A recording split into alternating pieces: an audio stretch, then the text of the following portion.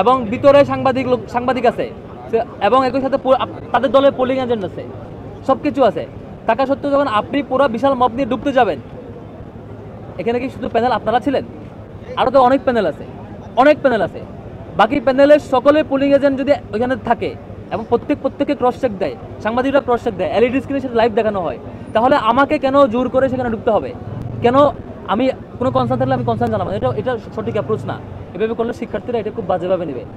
আমি বিশ্বাস করি রাজনৈতিক সংগঠনগুলো ঢাকা বিশ্ববিদ্যালয়ের সকল শিক্ষার্থীদের প্রতিনিধিত্ব না করলেও তাদের অন্তত পালসের দিকে তাকানো উচিত।